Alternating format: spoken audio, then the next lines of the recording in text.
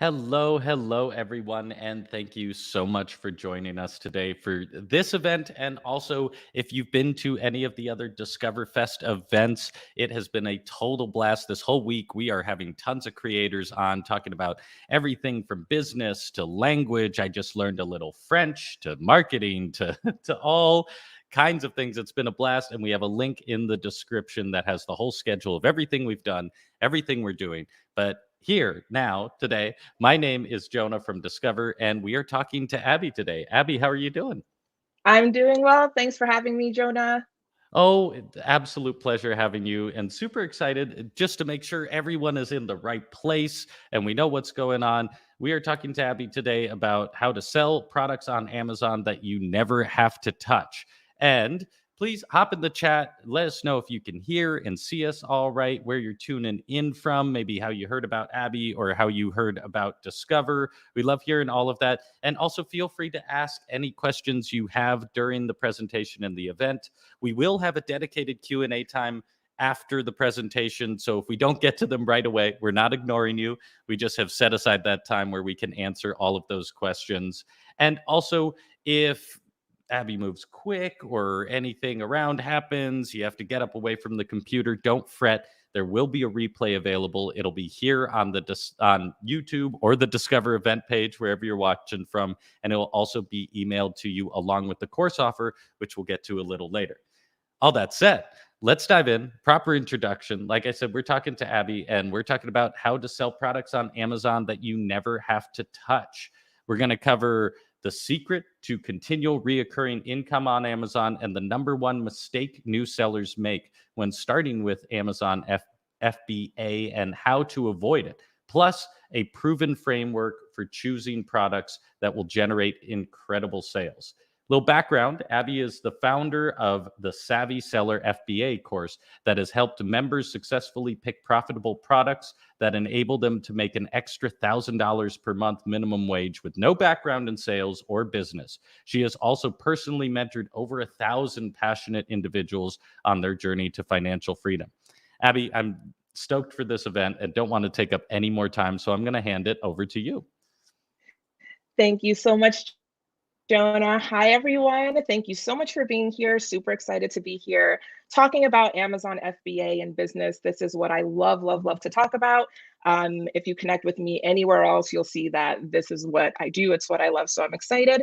I want to hop right over so that I can give you all some good information that you can use to get started with your Amazon businesses. So again, please leave any questions you have in the chat and we will get right into it. So here we have it. How to sell products on Amazon that you never have to touch. Let's get into it. So if you are wondering, do people actually make six figures selling products on Amazon? How can I set up an income stream that allows me to work from home or from anywhere? And is selling on Amazon even worth it anymore? Is it realistic to make money? Now we're at the end of 2021 and moving into 2022. So we'll answer all of those questions. You are in the right place. So here I have a student who was feeling probably some of the things that you all might be feeling. Is this real? Is this something I can actually do? And she was able to find a product to sell on Amazon, and we'll get into the logistics, how the whole thing works in just a little bit.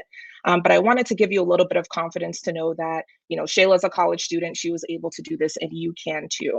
So keep an open mind as we talk through the process.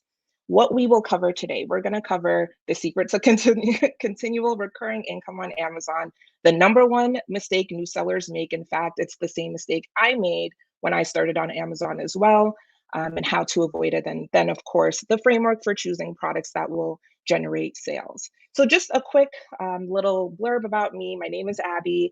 I'm an Amazon seller. I've been doing this for just about 3 years now.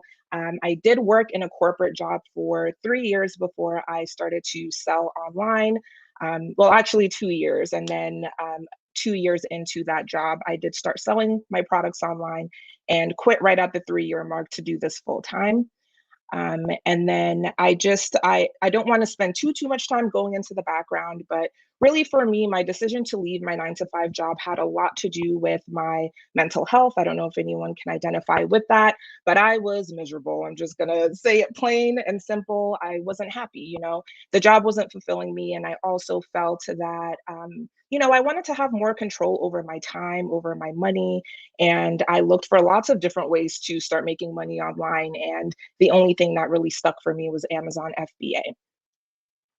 So we'll get more into the details, but just for a little bit of a timeline of how everything worked for me. Within 6 months of selling on Amazon, I was making 5 figures a month. 6 months after that, I hit my first 6 figures with Amazon FBA.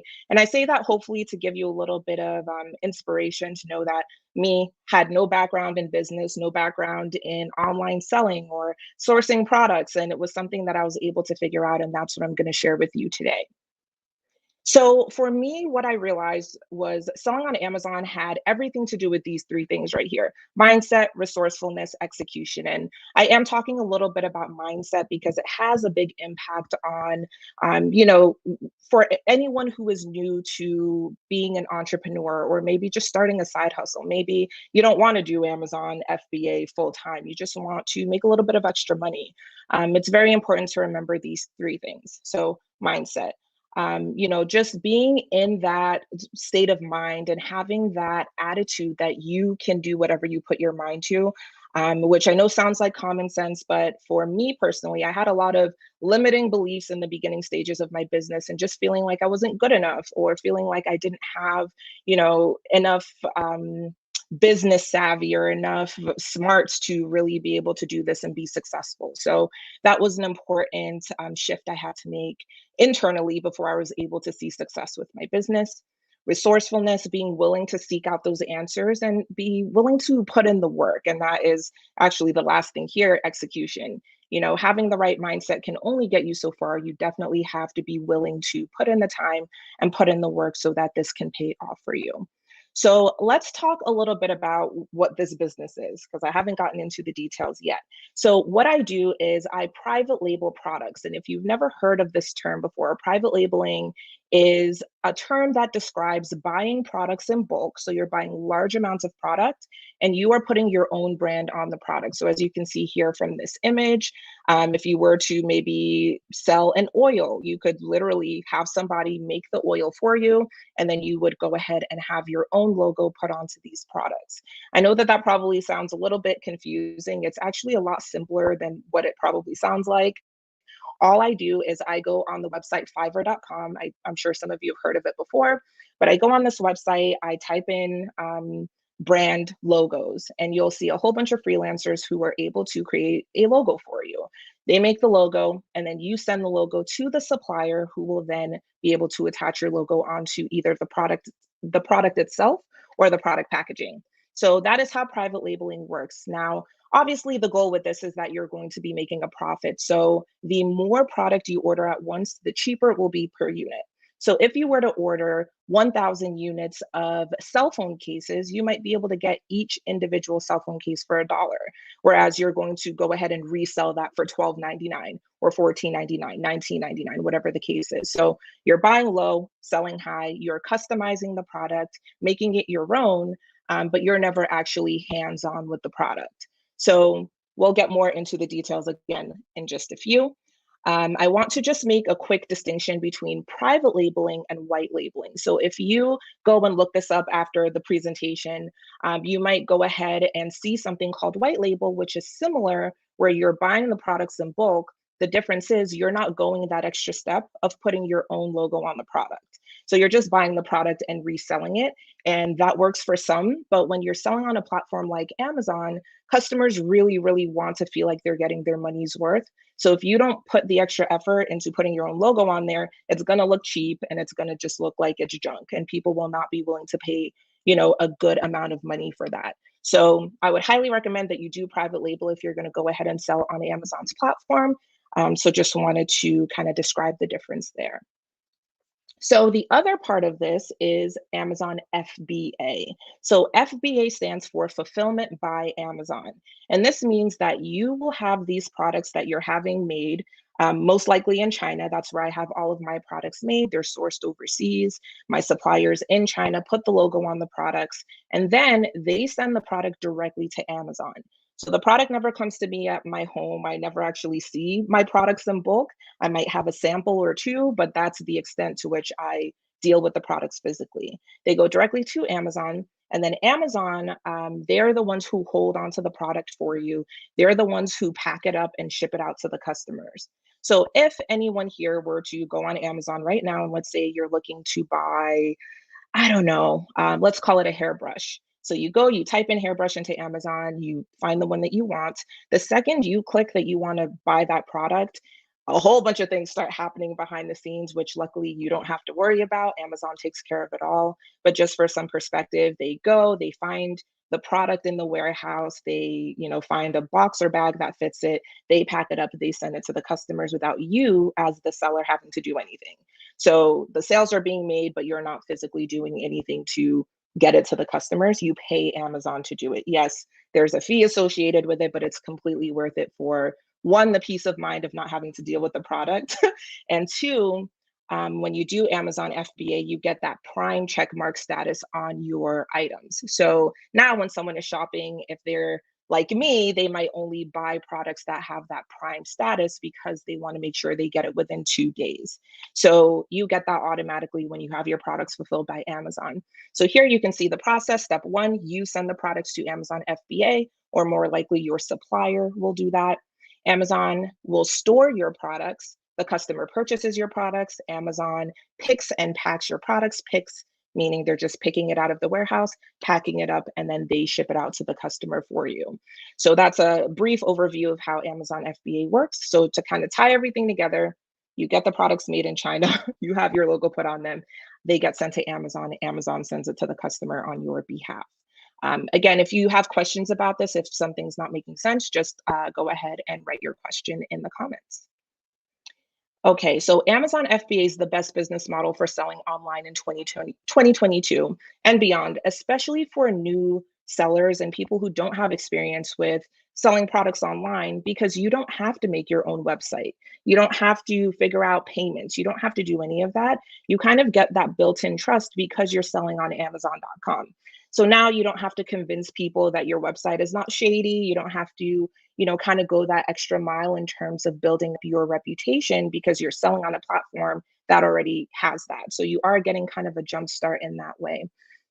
Highly, highly recommend looking into FBA if this is kind of your first time doing it. So let's get a little bit more into the details. How is this done? How do you know what product to sell? How do you know, what people are actually looking for? What is in demand? So let's get into it. So what you're going to do is flip for example, a $4 generic product into a $20 branded product that people will actually want to buy. So it's not so much about finding something that is the most unique product on earth. You don't have to do that. All you have to do is find a lane that you can kind of penetrate. And we're going to get into it in just a few. But in general, that is how you're making a profit. You're buying it for a lower price, obviously marking the price up. And the reason you're able to mark the price up is because you are doing the extra work of branding the product and customizing it to an extent so that you're able to stand out against the others who are also selling the same item as you. So the breakdown here, for example, let's say that you were looking to make a specific amount of money. I have an example here that some of my students like to use as kind of a goal. If you have a product and you're selling 30 units a day of that product and you're making a $5 profit, that would be $150 a day in profit. $150 a day times 30 days in a month, $4,500 in a month in profit. And this is if you're selling that 30 units a day.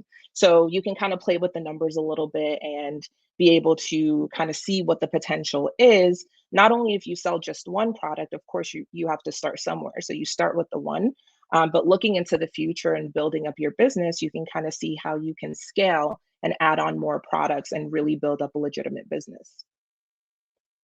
Here's another example, again, just some inspo so that you can see that this is something that is doable. A student of mine, her name is Jasmine. She's a single mom. She spends a lot of time with her kids now. She's selling products, 60 units a day, which for her sounded really unrealistic in the beginning stages. But as we talk more, I think you'll see a little bit more how this is something that's doable for anyone. So with our very first topic, the secret to continual recurring income on Amazon. Be better, period. And I know that sounds very, very simple, but I'll explain a little bit more what I mean here. So I have a question for you all. As you are looking at these four options here for avocado slicers, peelers, whatever you want to call it, this item here. And if you're not familiar, it's something that can cut your avocado in half and then slice it so that you don't have to manually slice it with, a knife. So I am curious if you all were looking at these four options, which one is the most appealing to you? Just go ahead and write 1, 2, 3, or 4 in the comments, and we'll see if my suspicion is correct here. I'm going to pop back over here so I can see. Do we have any opinions on which one you would prefer to buy?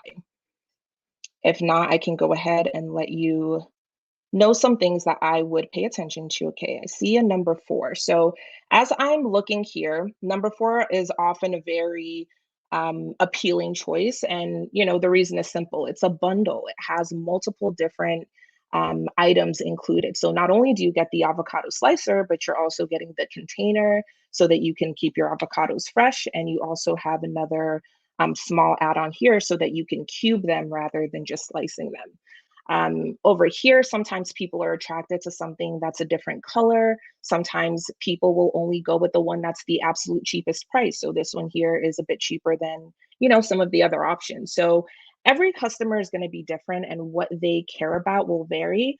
But there are some things that customers truly, truly focus on, especially on the Amazon platform compared to some of the others. So here I've laid it out for you what customers actually care about when they're shopping on Amazon. The most important thing, reviews. So this is a really, really important metric to look at because you don't want to compete where the reviews are too high. If we go back to this example here with the avocado slicers, we can see that the one with the highest reviews is this one here. They have 25,000 reviews. So now if there's someone who's looking to choose a product to buy, if they don't care about color, they're more likely to go with this one because it has 25,000 reviews compared to 29 reviews. It's just, psychology, social proof. People want to buy products that, they feel that other people have tried and have enjoyed. So reviews are very important to pay attention to when you're looking for a product to potentially buy and resell on Amazon. Next thing would be photos. Obviously, people are buying or customers are buying these products without ever getting to touch the product, hold the product, feel the product. So they really have to go based off of the photos that you provide. So very important to have crisp and clear photos that they're able to zoom in on and really get a feel for the product before they actually move forward and make a purchase. And then last but not least, the no-brainer, the price point has to make sense in relation to the product that you're offering. You're not going to be able to sell an avocado slicer for $50. It just doesn't make sense. So you really have to look at what your competitors are selling for and, kind of be realistic with what you have to offer. Sometimes you do have a better product than others, and that could justify a higher selling price. But you have to remember that there are going to be those customers, as I mentioned, who will always pick the cheapest option. So you want to make sure that your price is reasonable. Okay, so a couple of things that the customers do not care about. And the reason I included this slide here is because a lot of times when I'm working with folks who are new to selling on Amazon, they're stressing about these things and they're just not things that the customers will care about. So you shouldn't stress yourself out thinking of the perfect logo. It doesn't have to be perfect. In fact, most customers are not going to even pay attention to the logo. They just care that a logo is there. As far as what it looks like, you don't need to, spend weeks and months looking for the perfect logo. And it's also not something that you're stuck with forever. So if you end up wanting to change it later on, you can go ahead and do that. No harm, no foul. Whether you have an LLC or not, I don't know if this is a question that some of you might have in mind, but if you are someone who is brand new, you don't have an LLC or any type of business entity set up separate from what you're trying to do with Amazon, that's perfectly fine. I'm not a CPA, I'm not a lawyer, but you can sell as a sole proprietor. You don't have to run out and get an LLC just to start selling on Amazon. And also how much time it took for you to find the product. So sometimes people are able to find a good product to sell in a day. Sometimes people take a week or two. Everyone's going to be different in terms of how long it will take to find the product. But just because it takes you a little bit longer to find something that's worthwhile, it doesn't have any effect on whether your product will be successful or your business will be successful. So I say all that to say, focus on the things that actually matter, and everything else will kind of follow and come from that. Okay, so what should you do when you're looking to sell your products on Amazon? What you want to do is focus on increasing value. So improve on what's already being offered by enhancing the materials, the function, the ease of use, or the quality for the customer. So what this means is if you, again, the cell phone case idea, and it will come up again, it's such an easy example. If you're looking to sell a cell phone case, you want to make sure that you're doing something that's different from everyone else. So for example, I have my cell phone right here, and it has a little ring on the back, and that's something that makes it stand out from just a plain cell phone case. Or you have ones that are more protective, so that's a differentiator. It is shatterproof. It will protect your phone from being cracked if it drops from 6 feet in the air or whatever the case is. So those are things that you can think about when you're trying to make your product stand out from everyone else's, and that will definitely help you sell more product when you have something that no one else has to offer. What you can also do is bundle your product to increase its perceived value. And yes, it can also increase the actual value, but perception is everything, especially when we're dealing with e-commerce. So when you have a product that has multiple components to it, it will a lot of times just look like it's worth more just based off of the fact that there's more included. So sometimes, when you're looking for a way to stand out and you can't increase the value by changing out the materials or anything else, bundling is a great, great way to go. And you'll be able to really stand out visually as people are scrolling through the first page. They're going to see yours and say, wow, I'm going to get so much more for this bundle, and I'm willing to pay a bit more for that as well.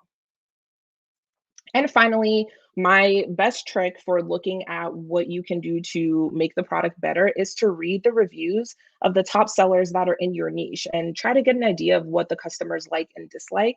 That way, you can go ahead and make the improvements based off of what people are saying and not just based off of what your assumptions are of what people want.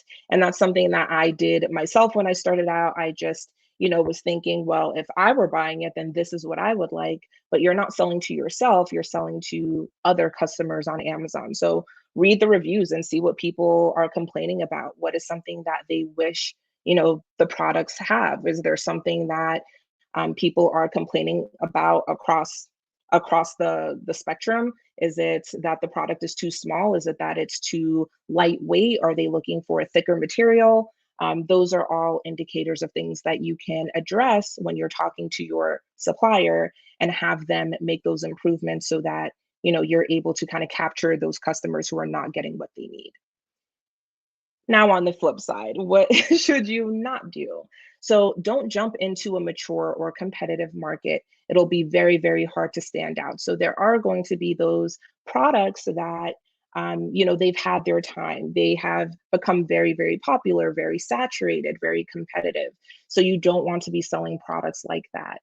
For example, that would be something like slime kits. I'm not sure if you all have seen that product, but they were very, very popular. Things like fidget spinners, which had their day in 2017. At this point, there's not really a demand for it. It's very competitive, very saturated. So there are niches where you'll have a much better chance of being successful because the competition is a lot lower. What you don't want to do also is to compete on very easy things that people could copy. So, for example, the color of a product. If everyone else has a green one, like with the avocado slicer example, and you have a blue one, yes, you are standing out, but it's not a very strong differentiator. The next person could go and also just make a blue one. And now you have nothing that sets yours apart. So you want to dig a little deeper and see if there's something else you can do to differentiate your product. And then when we're talking about the price point, it's not enough to just come in and undercut everyone else, and expect that to sustain your product and, be a long-term solution for differentiating yourself, because now your competitors could also go and lower their price and match yours. And now, everyone's selling for a super cheap price and then no one's making money. So definitely lean more on making improvements to the product that will be a little bit harder to replicate. And then lastly, pick up what you don't want to do is pick a product where all the sellers on the first page look identical. So again, that means that there's not a lot that you can do to make the product better. I'm not sure if you all have ever shopped on Amazon, or maybe you were looking for a gift or something and you're on the first page and you just don't know which one to pick because they all look exactly the same. So a lot of times customers are subconsciously looking for something that stands out. So if you're able to really find that one way that you can provide something that no one else has, but then also showcase it so that customers can see it right as they're scrolling, you'll definitely get a lot more clicks, a lot more traffic, and more traffic will lead to more sales as they convert. So definitely pay attention to those things. So the next topic that I want to get into is the number one mistake new sellers make when starting with Amazon FBA and how to avoid it. I mentioned that this is a mistake that I made in the beginning. So this is picking a first product based off of hobbies or temporary trends alone. So a lot of times what happens is, someone new to selling on Amazon might say, I really love working out. So I'm going to sell resistance bands, or I'm going to sell dumbbells or yoga mats. And there's nothing wrong with selling things that you like. In fact, that is the best case scenario, is that you're selling something that you like, and also something that there's a demand for, and that kind of matches up with the data. And we'll talk more about numbers in just a few, versus, just going and trying to pick something that just is an interest of yours alone. It has to also have the numbers to kind of back it up. And then when I talk about temporary trends, I mean things that, they just come and go. You never know if something is going to kind of stand the test of time. And if you're trying to build a business off of a trendy product, what happens when the demand for that product goes away? Now you have all this inventory that you're not going to be able to get rid of because people just don't care about the product anymore. So it's very important to kind of look beyond that and really have an open mind to all different types of products. I have to tell you that I sell 5 different products on Amazon, and 3 out of the 5 are products that I had never heard of before I started to sell them. And I'm really, really an advocate for just looking and just going wherever your research takes you, even if it's into maybe a niche that you aren't very familiar with. Like fishing, for example, is not something I know a lot about, but there are great products that you can sell that cater to people who enjoy fishing or golf, or there are lots of different things that you can sell. So have an open mind there and you'll be in a better position. So big mistake, only selling those types of products that you're familiar with. So you want to launch a product that will sell based on concrete data, not just things that you like or are familiar with. So here's the example I was mentioning a little bit before, the dreaded cell phone case, which is a terrible product for Amazon simply because there is really, really high competition. For anyone who's curious, what I'm showing you right here is a screenshot from a software, and this is the software that I use. All of my students use it as well, and it really gives you a lot of information to look at and help you, really pick a good product to sell on Amazon that will help you become profitable. So here I typed in cell phone cases because I was curious about, what the numbers look like. And right off of the bat, we can see all of this really good information, revenue, how much money everyone who is selling this product is making, over $1 million. Average revenue per seller, $88,000. That's a very high number. Average selling price. And then I'll just point out here, average reviews. So across this keyword here, cell phone case, the average reviews is over 5,000, which is very, very, very high. So just for reference, what I teach is that the average review should be 200 or less. So this would be way outside of the parameters for, what would be a good beginner product. I also wanted to just kind of show a little bit of information here in terms of how revenue corresponds with review count. So here I ordered the items from highest to lowest revenue.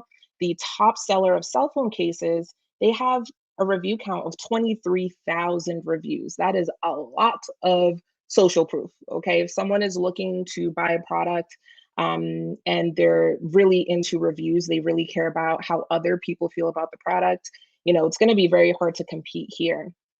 Even as we continue to go down, we see, different sellers making different amounts of money. And one thing that has in common is that the higher the review count, the higher the revenue, and vice versa.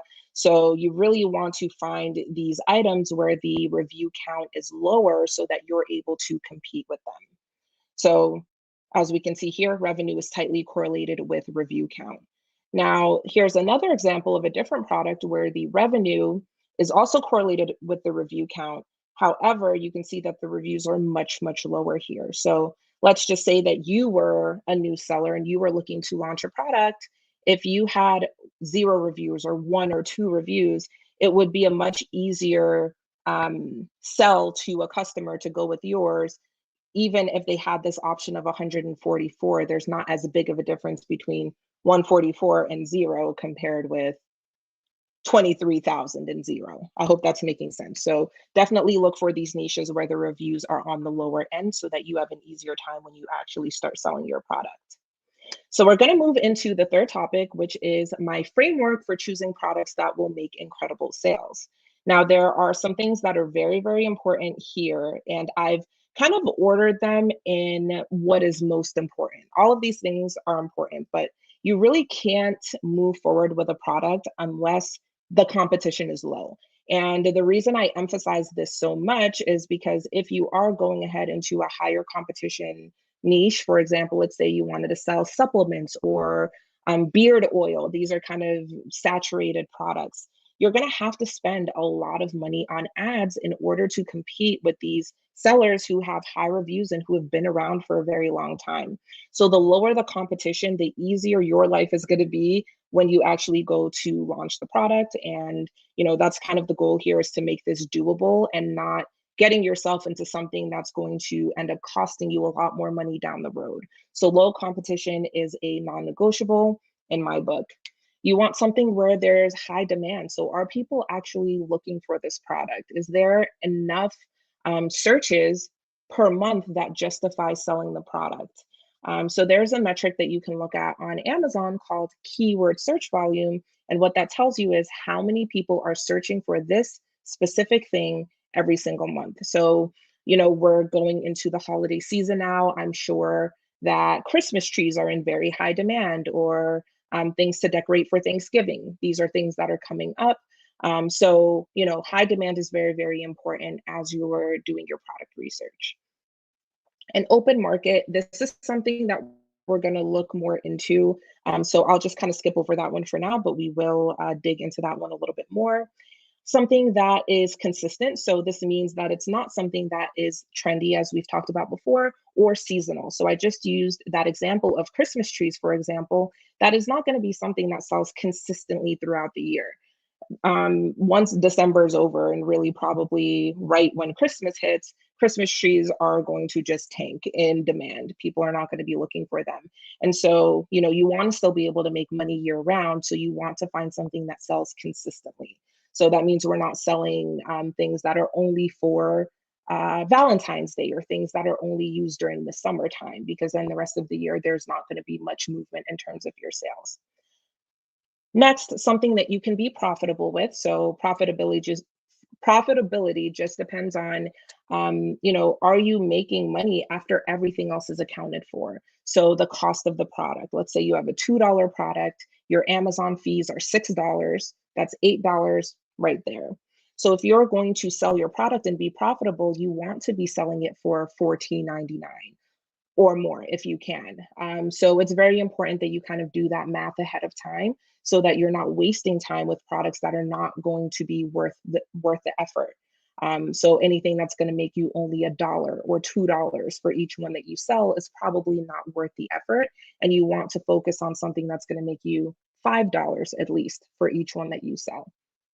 And then last but not least, low cost. So for a very first product, we don't want to be selling products that are expensive or that are going to cost us too much out of pocket. Most businesses cost money to get started, so obviously there's an investment involved.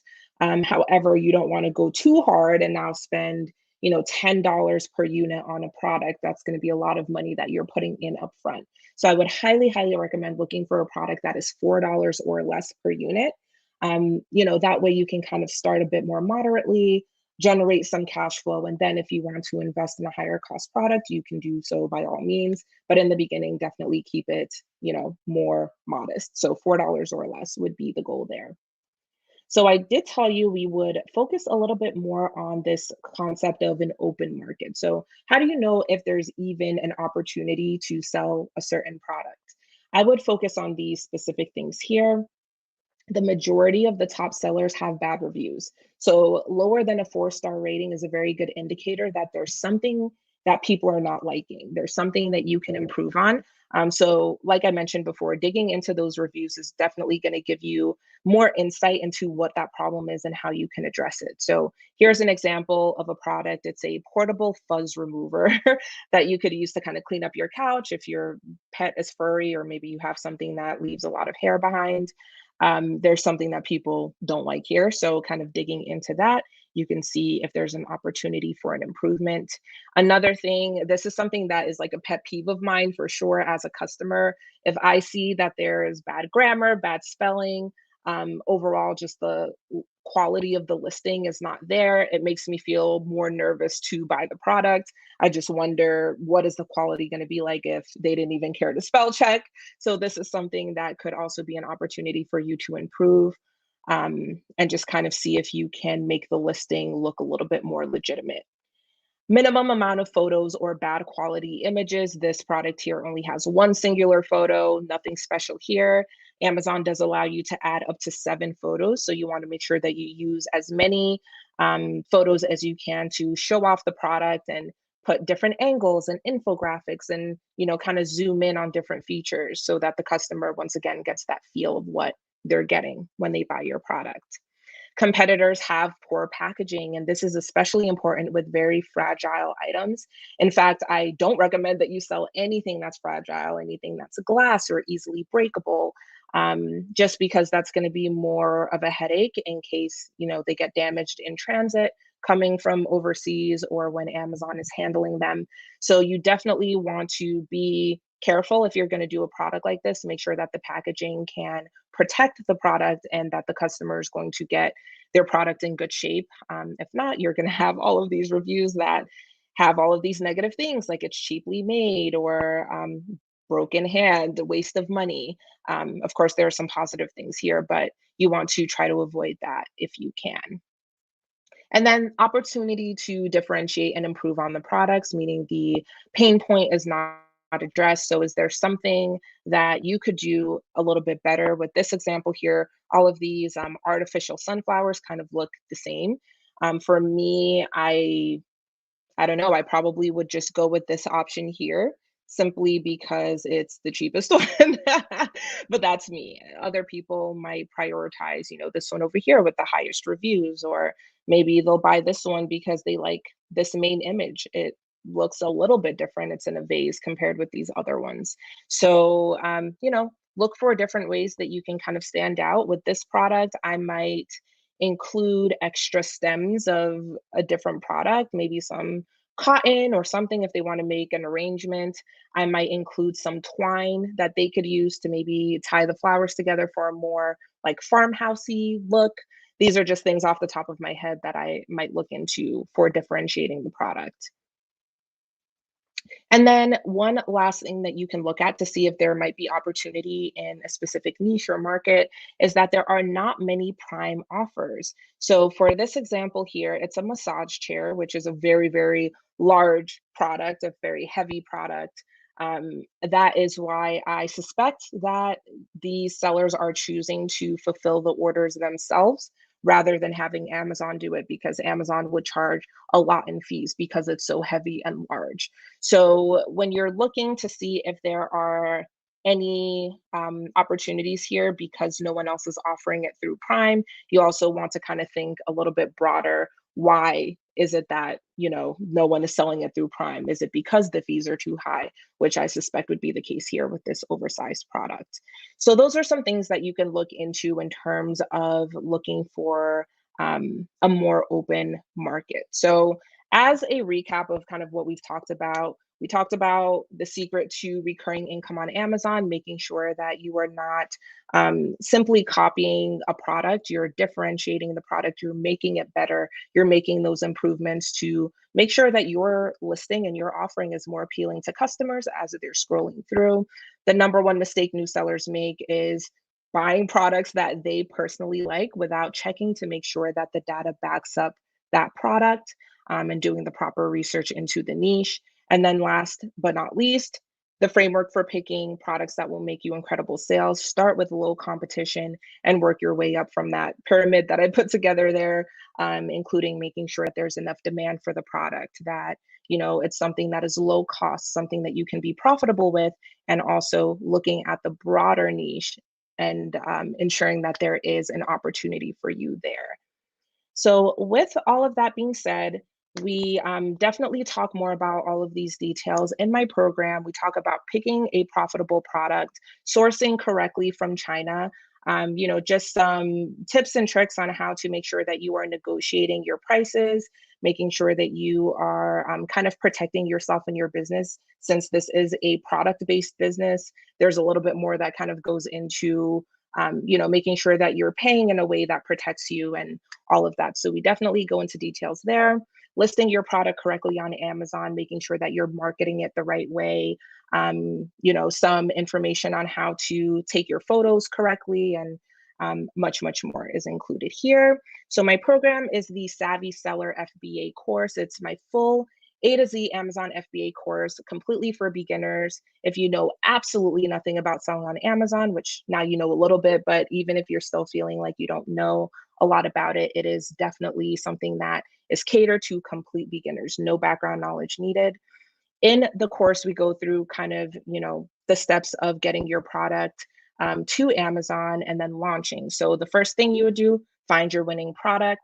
Two, differentiate and brand your product. Step three, find a supplier who can make your product. I haven't mentioned it, but if you're going to go and look for products after this, you can definitely go to Alibaba.com. That's a very great place for beginners to start looking for suppliers who can make your products in bulk. You want to have your product shipped to the Amazon fulfillment centers. Step five, list your product for sale. And step six, launch your product and start making sales. So overall, that is kind of what the timeline would be and what the steps would be to get up and running on Amazon. So included in my program, you get over 100 lessons. We have over 15 hours of content, step-by-step tutorials, PDFs, checklists, and links available 24/7. We have a private student Facebook group where I answer questions. We go live every single week on Zoom. I have updates that come. Amazon is always changing, so I always want to make sure that you have all of the most current information on what's working, and making sure that you follow the rules on Amazon. Very important. As I mentioned, the weekly calls and then lifetime access to the program. Sometimes, some of these things come up. I don't have enough time. I don't have enough money. I'm scared to fail. I don't have any experience. These are all things that you will be able to work your way through with the program. So, don't count yourself out before you give yourself the chance. In the course, you learn all of those steps. I have some screenshots here of some student results, and it varies for every single person, and everyone's journey is going to be different. But what I want to highlight here is that all of these people had no experience in e-commerce, so don't let that be kind of the reason that stops you. This is going to give you everything you need to start this business, for you to work from home, work from wherever you are. It's like I said, I've been doing it full time for 2 years now, and it's really kind of changed my life. So When you enroll, you get access to the full Amazon FBA course. You get access to the workbook that's included to kind of help you keep up with everything that you're doing. I have templates in there, 5 product research case studies, where we go through all of the steps of looking for a profitable product to sell on Amazon. I have a list of 199 products to stay away from, including things like jade rollers, cell phone cases, grilling gloves, kind of the big no supplements, things like that.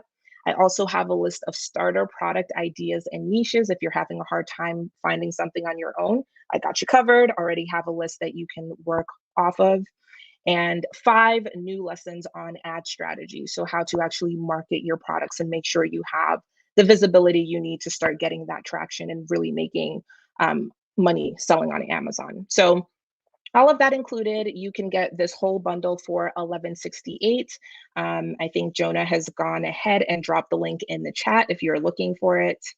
And that's what I have for you guys. So thank you so much for joining me for this presentation. Please let me know if you have any questions, and I'm going to pop back over so I can see Jonah and everyone else. Hi, Yeah, Abby. everyone. Thank you so much. And we have a couple questions that were already asked before, and then I have a couple myself. But everyone watching, yes, the link is in the chat. I have to, which way am I pointing? In the chat over there. It's And it over. is Oh. also, right. That's why it got me. And it's in the description as well. And that discount's only there for, I think, a week at most. So you have a minute to think about it, but not too long. So take advantage of that. And feel free to pop any questions you have in the chat. We do have a little while longer with Abby before we have to wrap up. I had a couple questions. I'm going to pepper them in with some of the questions that are already there. Perfect. But this goes along with kind of one of my questions with from C Drop 79. How do you know if a distributor is reputable, and also just like quality control? You mentioned you might get some samples. Can you dive a little more into that? 100%. This is a great question. So, if you are looking for someone who can make your product and you want to make sure that you're working with someone who has a good reputation, there are lots of things that you can do. So, here's kind of a rough checklist that I would run through. When you're on Alibaba specifically, you can filter the suppliers. There are a couple of different ones. The most important ones would be gold supplier and verified supplier. So that kind of gives you an indication that you can take them a bit more seriously. They're not new to the platform, and they care about, their reviews and everything. And you can actually look at reviews for the suppliers on Alibaba as well. Some things that are a little bit more abstract would be just kind of how they communicate with you. I'll be completely honest, there are going to be times where you're working with suppliers where there might be a bit of a language barrier, and Mm, that's not a problem as long as they can still understand what you're looking for and what your vision is for your product. If you're finding that they just are not understanding what you want, I highly recommend that you move on to someone else, because it's not going to get better, it's just going to get worse. And I don't want, right. Yeah. anyone in here to have a frustrating experience where you're trying to tell them one thing and they're just not getting it. So that would be really important, getting the sample. And then last but not least, you want to always have an inspection done on your inventory. So what you can do is hire a third-party inspection company. I have one that I've used for the last 3 years. They're excellent. So anyone can send me an email, DM on Instagram, whatever. I will send you their contact. They do really, really well. And what they do is they send someone over to the factory where your products are being made, and they will do a whole report. They'll take photos of the product, they will measure the product, whatever you want them to do. They're like your eyes and ears because you can't physically go there yourself. So you just tell them what you want them to look out for. They will write you a full report and then send it over to you. So if there are issues with the quality, you can address it with your supplier, have them fix it before it leaves China and gets to And Amazon. are there, do they only work with specific factories, or that's such a No. fascinating thing? No. So they're Yeah, just I know. It's very interesting. They're a talk third about a party, whole so nother they're not business. That's affiliated. just like, Oh, yeah. It's really yeah. important because if you're sourcing and you're in a completely different place, and obviously you care about the quality of your products, I'm really glad that this question was asked, because sometimes they will kind of go the extra mile to make you feel like you don't need an inspection and you should just trust them. But this is your business you're talking about, your money, your time. So it is Hmm. important to just make sure that you're doing your due diligence and having Right. those inspections done. Right.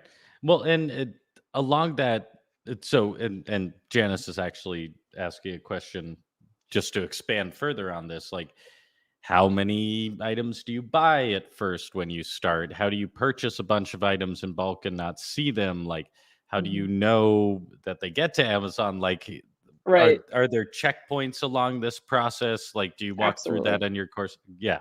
So if you don't Oh, mind expanding, yeah. absolutely. In full detail in the course. But just to answer your question, I would recommend that you start out with 500 units. So Mm. you might get different opinions from different places, but this is what I learned through my own first experience with Amazon. Believe it or not, with my first product, I ordered 5,000 units, if you can believe it.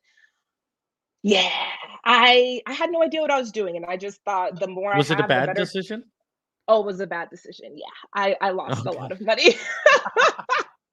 It was Well, I my guess first depending on the experience. product, that's a lot of money, right? Yeah. It was a cheap Yeah. product. It was only like $1.50, but when you But multiply that's that at by least 5,000, it was a lot of money. yeah. And it was a bad move. I should have been more modest with what I started out with. And 500 seems to be the sweet spot. If you go a bit more because you have a great feeling about the product or there's really high demand, go for it. I would not go more than 1,000, and I would not go less than 200. If you get too few products and you picked a good product, it's going to move and you're going to run out of stock, and then you're going to be sad because you have no products and you're just going to be kind of missing out on sales. So I would say Mm, 500 is perfect, right in the middle. How do you purchase a bunch of items in bulk and then not see them? So as I mentioned, you're going to be getting those samples. You'll have that inspection done so you can feel more confident that the product is what your supplier is saying that it is. And then how do you know they get to Amazon on your behalf? There are some details in terms of barcodes that you can have attached to your product. So Amazon will give you the barcode, you send it to your supplier, they stick it on the product, and then Amazon just scans it in. So that's how they know it's your product. well, plus I imagine Amazon will, like, let you know if they're waiting Oh, for a product and it's like someone's yes. ordered something and they don't have it, they're not just gonna go quiet, right? Well, Amazon's responsible for shipping the products out. So they're not going to contact you and say, "Hey, we don't know what they have a whole system with the robots and the it's a very So complex machine of how Amazon makes that all work. So once you have your products sent to the fulfillment center, it's all on them from there. They handle right. all of the shipping to the customers. Yep. So that's an important distinction, I think, because this is different than, like, if people out there have heard of like drop shipping and all of that. Right. It's not like someone orders and then it's sent to Amazon and then it's sent to the person. Like, you're buying a Right. bulk of product that's then delivered to Amazon and then they deliver it to people, right? Absolutely. Absolutely. So Yes. you Thank you. do, And this is yeah. not drop shipping. Yeah. Well, for me, at the beginning of your presentation, I was like, "Isn't this drop shipping?" Oh Right. no, I see. You're saying here, Amazon, hold my little petty, you divvy it Yes. out, but like Yes. you're responsible not for the you're responsible for stock, but not what Amazon has in stock. Absolutely. So, You got and it. that's why they can do the Prime and everything, right? Is because they're holding Yes. it. Yep. Okay, They that's so have cool. it. So they know they can guarantee that they can do it, but they can't guarantee Right, that you can do it. That's why right, you have that right. prime status with They're not FBA. gonna Yeah. buy more from the supplier, but yeah. Right. That's interesting. That the whole 'nother sector. It's I love learning all the Yeah. new ways this all fits together. Absolutely. And so just on the note of quality control and stuff like that, um, one thing I was thinking is just like I'll often read reviews that I think aren't accurate or fake or stuff like that. Mm, Like, right. how do you this is a two-part question. Sure. One, when you're doing your research, how do you Mhm. sort out what might be valid reviews, what might be paid reviews or fake reviews and stuff? And Yeah. then for yourself, I know you wouldn't advocate like, yes, get fake reviews, but Right. are there, but like, do you send out like samples to people initially to get Mhm. honest, but like just build your reviews, or are there ways to build it? So, sorry, two-part question, but That's hopefully that makes okay. sense. Yeah, thank you. So, just for context, in the past, this used to be a huge problem on Amazon. I remember back then looking for, like years ago, looking for Mhm. teeth whitening kits, and you go and you read the reviews and they sing the praises and it's a whole paragraph and you get to the end and it's like, I was given this product as part of a whatever. And so obviously it just doesn't hold as much weight. They were compensated to leave the review. Right. Amazon these last few years has cut down on all of that. They have eliminated and literally just taken away any reviews that they can identify as being review manipulation, is what they call it. So Mm. that means that you have somehow compensated someone for a positive review, or it doesn't even have to be positive. You just can't offer anything, whether that be free product or money back. Leave me a review and I'll send you the money back and you get the product for free. You're not Ah, allowed to okay. do any of that. I Right. understand though what you're saying. Sometimes the reviews might look a little bit sketchy, like, is this a real one or not? In those cases, I would say what they probably did was have someone that they know leave them a positive review. So that's why it might give off that like fake vibe.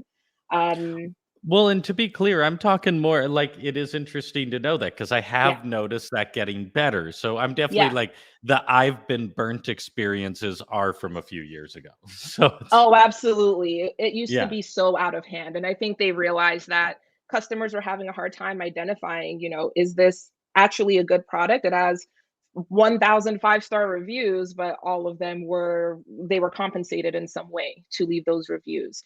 So for me, I'm very much by the book with Amazon. I don't believe in like black hat tactics to get extra reviews and all of that.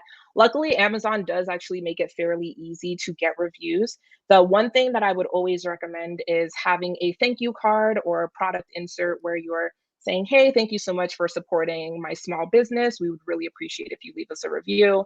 Your supplier can print those out and just stick them right in your product packaging. Hmm. That's one way. And then in the past, people used to use these like automated review sequences where it would send out emails 3 days after they get it. Hey, leave us a review, please. Amazon is cutting down on that too because customers are getting annoyed. So rather than doing that, they have a feature now where you can click a button. It says request a review. You click it, and Amazon sends an email to the customer asking them for a review. So that is extremely effective. And even now, these days, Amazon lets you leave a rating rather than a review. So you don't actually have to Mm. write anything. You can just say Right. 1 star, 5 star. So it's still feedback. It's not as helpful because you don't know what the problem was if it's negative, but it definitely kind of helps you to get some kind of feedback on your product. Do you just to get a little more granular with the if you're including it because I'm thinking of my own process when I buy something Yeah. and there's products I've gotten where I'm like so like freaking floored. I'm like, I gotta write a review.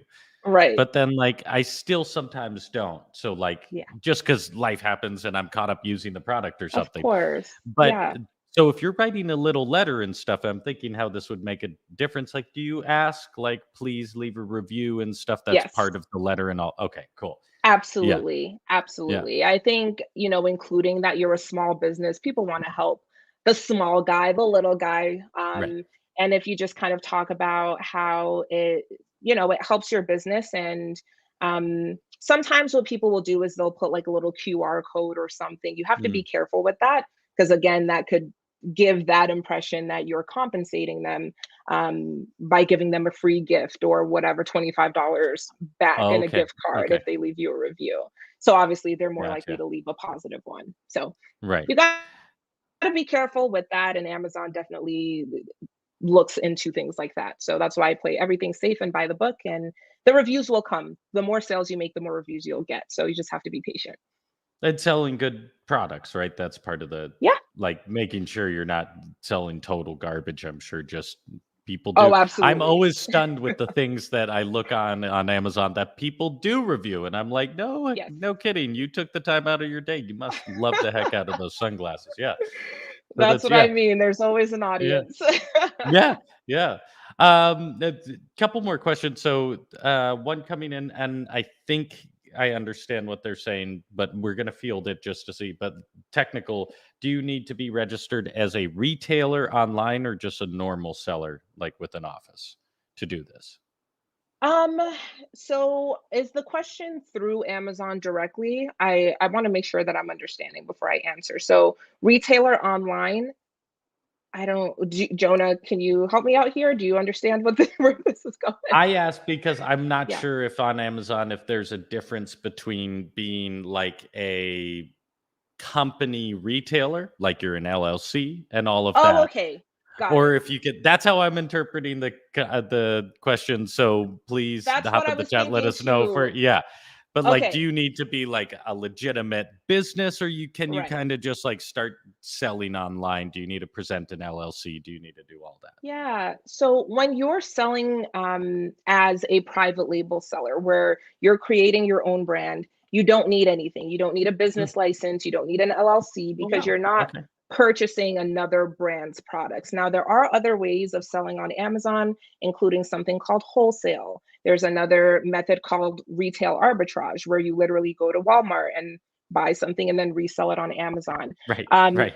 the rules there are a little bit different because it's not your own product. But when you're doing private label, you can do what I did, which is in the beginning, I just sold as a sole proprietor.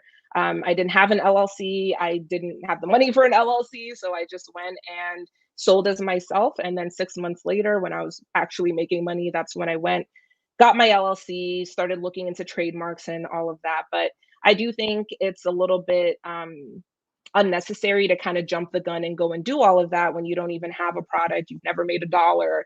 There's no reason to go get an LLC, especially if you're a single member LLC, you're taxed as if you were a sole proprietor anyway. Right. So Right. for me, I just think that, just go start selling, make some money, then look into the LLC and other stuff.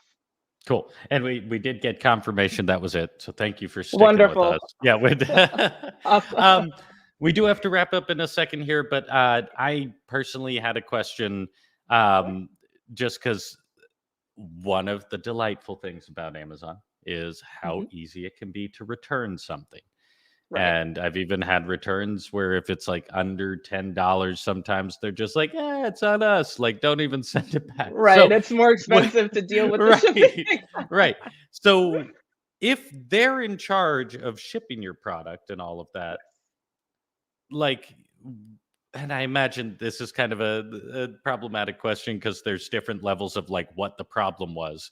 But like, exactly. is your stuff insured? Like, if someone returns it, what's the process of that? Do you have to worry about that a lot? Is it not a big part of the business? I was just so curious about that. Yeah, that's a great question. I would definitely say that different categories of products have higher return rates as far as what I see as a seller and having other friends who are also in the space. Number one reason why I recommend not to sell clothing, the highest return rates by far.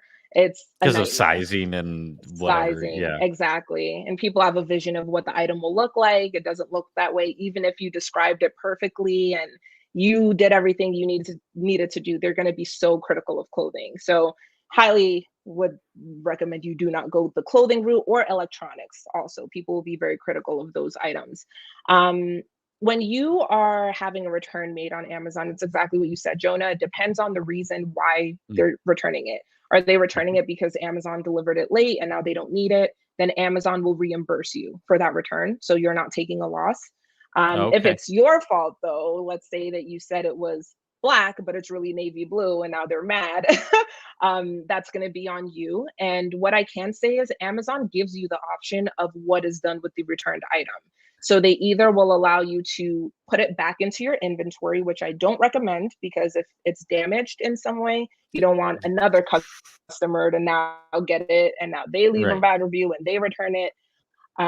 You can have them send it back to you so that you can look at it yourself and maybe fix it and send it back, or you can have them destroy it.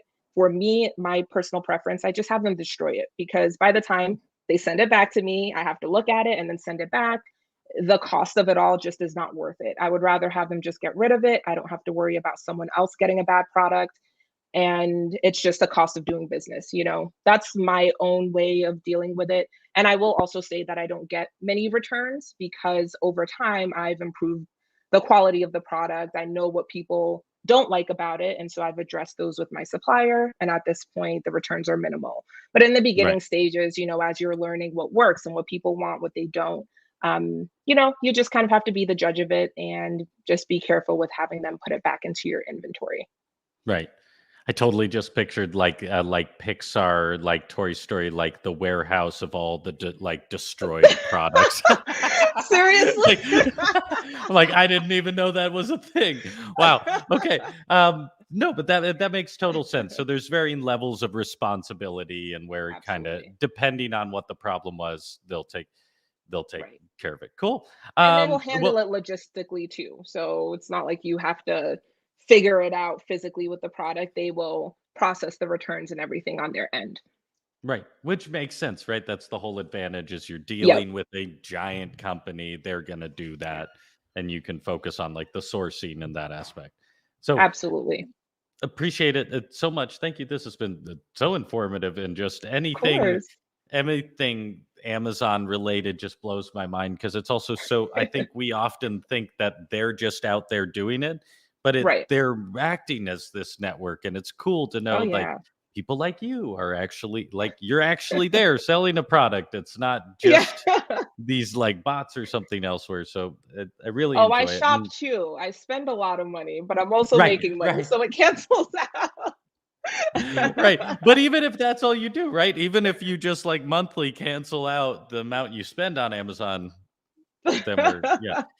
But thank you so much. And thank you Of everyone for course. watching. Thank you for being so involved and just engaged. Do Great question coming in from Janice. I do want to take an extra second just to ask, because what products Sure. do you like to sell? This is Because a this is very good question, personal. Janice, and Yeah. probably the question I get asked the absolute most. So I don't say what my specific products are. That is to protect my own business, Sure. but I can give Absolutely. you definitely some pointers. All my products are in the health and household category. I can say that much. And I can say that my favorite category to look for new products in is home and kitchen. Oh my gosh, some of these, oh, there goes my headphone. That's okay. Some of Oh, these products it's I've still good. literally never heard of in my entire life. I will also say I'm not a pet person. I don't have any pets, but pet supplies is a gold mine. So if you're open to anything, I would definitely say start with home and kitchen, pet supplies, and even sports and outdoors, things that people use to train. You can even like look into how these things intersect, like outdoor toys for, I don't know, your dog, or I use the fishing example because I know nothing about it. People who like to hike, people who like to ski, what items do they use? What accessories do they use? And from there, you can really just dig in. You'll see so many different products as you're doing your research. And using Helium 10, that's the software that I showed you all the screenshot of. Mhm. That is the perfect place to start. It will give you so much information. And once you start looking and seeing that people are making $100,000 selling those avocado slicers, your mind is just going to be like, whoa, I need to Right. sell something. Cat backpacks, fishing boots for dogs, right? This Right. Oh my gosh, those little onesies for dogs. Oh my gosh, the numbers are insane. It's nothing I know anything about, but it's something that, you might want to look into. There are lots of great products to sell. You just have to people do a little bit of digging. people will spend a lot of money on their pets, so I'm not Yes, surprised. Yeah. Yeah. absolutely. Especially if it Absolutely. makes them cuter and more functional. It's yeah. Yes. Well, I love it. We do have to wrap up just for time, but thank you again so much. And Of thank you course. everyone for watching. If you've had as good a time as I did, please hop in the comments. If you're watching the replay as well, let us know. We do come back and love to hear what you think about all of this. And like and subscribe to the Discover channel. We are trying to bring more folks like Abby out here just to share their knowledge in all these facets of life and business and just all these things. It's so much fun. And just to recall one more time, her link for those courses are in the description and in the comments. And those discounts are only there for a week. So you can think about it for a minute, but take advantage of it. And yeah, thank you so much for being here. Check out the Discover Fest event. We have a link in there as well. We're on day 4 here. It's been a total blast, and we got one more day. It's going to be killer. Abby, thank you so much. And everyone Thank as well. you, We'll see you all Jonah. soon. Yeah. Thanks, Have a wonderful everyone. day. Have a great day. Cheers.